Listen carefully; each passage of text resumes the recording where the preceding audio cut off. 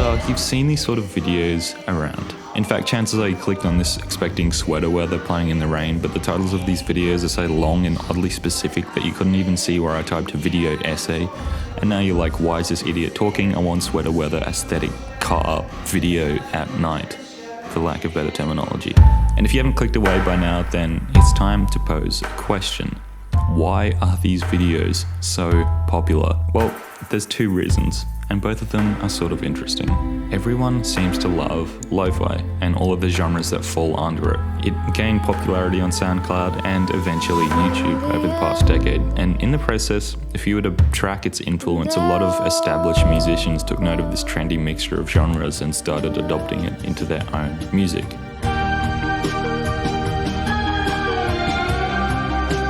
Eventually, musicians who actually originated from this scene began hitting the mainstream, and thus, the analog sound that dominated a lot of SoundCloud in the past was now present in a lot of pop music. The reason why this is so interesting is because while lo-fi could be defined as a genre, depending on what your idea of a genre in music is, it's really just a term used to describe the recording quality of the music you're hearing. Low fidelity. So, what does this have to do with anything? Well, simply put, as a result of popular musicians adopting this sound, a large audience began to favour lo-fi music. Not necessarily the composition of these songs, although that too certainly gained a following, but rather the imperfect analog quality that surrounds it. Audiences who once wanted clean vocals and perfectly mixed synths and guitars now enjoyed poor quality drum samples run through tape emulation and ridiculous amounts of compression. People began to be attracted to the extra layer of physicality in this music. Something as simple as adding the crackling sound of vinyl or the warm saturation of old tape could add an entirely new meaning to this music. But basically taking this back, this all means that there is now an existing audience for this type of stuff.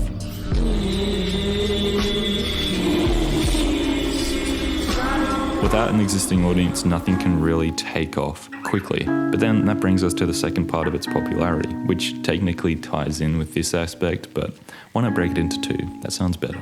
And that is the actual scenarios.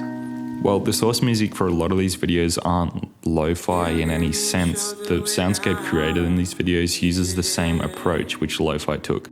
Let me explain. Almost every song has a particular vibe or emotion, or a mixture of them, or a progression between them, and that's great. That's why you play particular types of music in particular scenarios, to match the mood, or play into the scenario that you're in. This is actually a super important aspect of listening to a song. The places and people you're surrounded by influence the way you take in the things you're hearing, which is why some people enjoy particular types of music at certain times, and other times they'll think it's awful, and why some music, depending on when you listen to it, you may or may not actually like. It wouldn't be a cliche video essay if I didn't quote someone, so let's quote Edgar Allan Poe, who once put it like this: "Music, when combined with an idea, is poetry. Music without an idea is just music." Which is sort of funny because the reason why I found that quote was because it played at the start of an Alan Parsons album from the 70s. Anyway, what if you could not only use the emotional power of a song, but also give the audience an existing scenario that plays into it? You present the entire situation to the audience without any need for the audience actually imagining their own situation or particular emotion or feeling. And thus, Joji in the bathroom at 1 a.m. became the trend. The music combined with the imaginary scenario massively elevates the emotional impact of what you're hearing. In fact, it could even be claimed that there is a third element to the emotional impact of these videos, and that's the actual scenario you find yourself in while watching these. Watching this at 11 p.m. in your room is quite a bit different than 7 a.m. on your way to work. But the point is, these videos offer something which people want that they'd probably never really realize that they wanted.